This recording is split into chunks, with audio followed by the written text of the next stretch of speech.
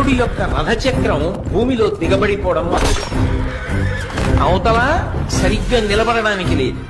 భార్గవాస్త్రమా జ్ఞాపకానికి రావట్లేదు. అర్జునుడా బాణ పరంపర కురిపించేస్తున్నాడు. రథమా కదలదు. ధనస్సా విరిచేశాడు. అయినా ఇంకొక ధనస్సుని బాణాన్ని తీసుకుని యుద్ధం చేశాడు. ఎంత గొప్ప యుద్ధం చేశాడంటే గాంధీవం యొక్క అల్లెతాడు కట్టే ముడి విడిపోయేటట్టుగా కొట్టాడు. మళ్లీ ముడిని సరి చేసుకుని అర్జునుడు యుద్ధం చేశాడు. అర్జున, నువ్వు రథం మీద ఉన్నావు, నేను భూమి మీద ఉన్నాను. నా రథచక్రం కుంగిపోయింది. నేను ఇప్పుడు బాణములు వెయ్యలేని స్థితిలో ఉన్నాను. అయినా నువ్వు ఆపకుండా బాణప్రయోగం చేస్తున్నావు. కొంతసేపు బాణప్రయోగం ఆపు.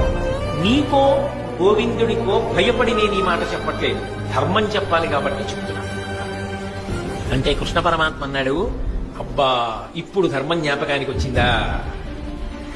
జ్ఞాపకానికి వస్తే రక్షించేది కాదు ధర్మం, అనుష్ఠిస్తే రక్షించేది. నువ్వు ఎంత ధర్మాన్ని అనుష్ఠించావు జీవితంలో? పాండవులను తక్కువ చేసి మాట్లాడినప్పుడు ఈ ధర్మం జ్ఞాపకానికి రాలా? ద్రౌపదీదేవిని అవమానించినప్పుడు ఈ ధర్మం జ్ఞాపకానికి రాలా? అదే పనిగా అర్జునుడిని చిన్నతనం చేసి మాట్లాడినప్పుడు జ్ఞాపకానికి రాలా? నువ్వు పాటించనిది ధర్మం. నీకు అక్కడికి రమ్మంటే ఎక్కడి నుంచి వస్తుంది?